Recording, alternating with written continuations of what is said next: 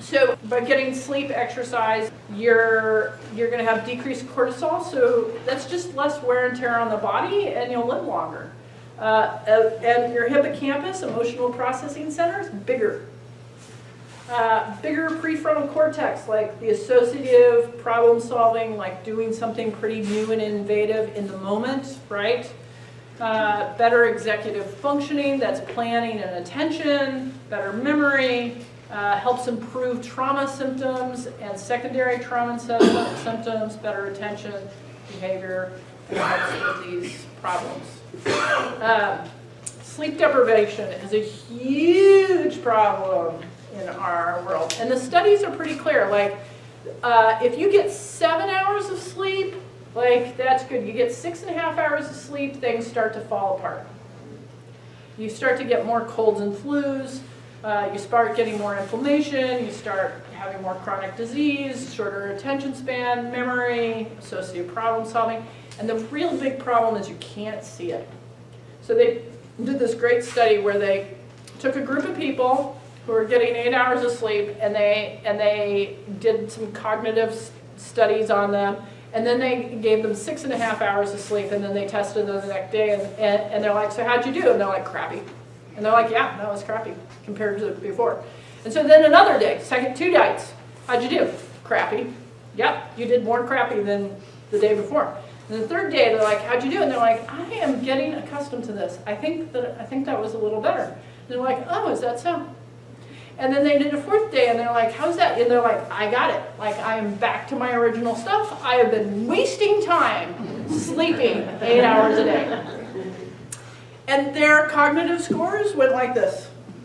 There was no U-turn, there was no, because for survival mechanisms, our brain will lie to us regularly that things are getting better when they're not, right? Because if we were starving to death, like, your brain doesn't go, wow, we're starving to death, or we're freezing to death, or we don't have enough sleep, or, you know, like, it says, no, we got it.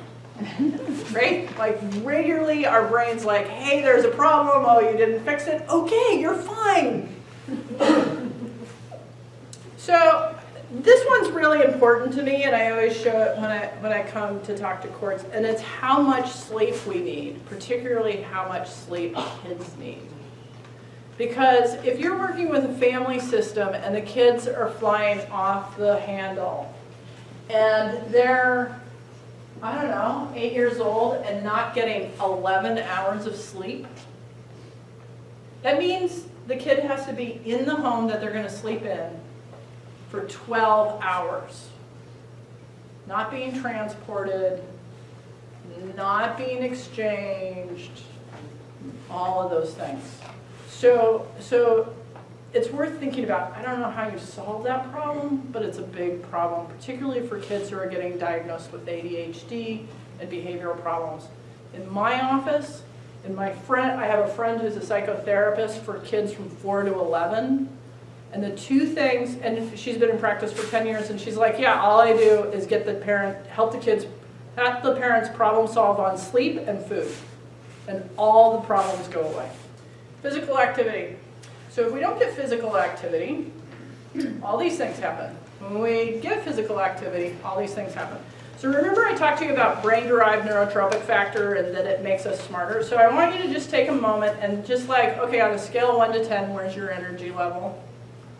You know, right now, is it 7? Is it 6? Is it 5? I've been talking for an hour. So, okay, you don't have to do this, but I'm going to ask you to. You can do some variation. We're all going to stand up. And we're going to do 4 bench squats. And if you have bad knees, you can reach ahead of you and do push-ups, right? And we're just going to do 4, just as far as you can tolerate. It doesn't have to be that big. So here we go. 1, 2, 3, 4.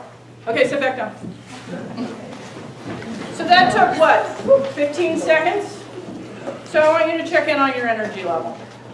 Now, not all of your energy levels improved. If I surveyed you all, But generally, 90% of the room's like, yeah, that was worth 1 or 2 points. That was worth 1 or 2 points. And so you have a little more energy, and you actually got a little more brain-derived neurotropic factors so that you will learn more about what we're just talking about. It'll go in easily. And it takes that much. It's a linear process. So when people come in, they're like, I don't have time to exercise. I can't tell you how many clients I have who, when they go to the bathroom, I know this sounds weird, but they go to the bathroom and they do 10 chair squats in the bathroom, in the stall, when they go to work. Because they can. And they do the stairs. And when they get into a conference room, they do 10 wall push-ups. Are they losing weight? Maybe, maybe not, but they feel better. And because they feel better, they're eating less carbohydrates, and their labs change 6 months later. Just a little. But mostly they feel better. So, take-homes. Brain, and kind of what can you do in 15 minutes to give yourself more energy? It might be food. It might be exercise. It might actually be sleeping for 15 more minutes. There's a study out there that says your income will go up. They did it in a city. I don't know. In this particular setting, I don't know if you have that kind of control. But what can you do for 15 minutes that'll give you 10% more energy to do it consistently?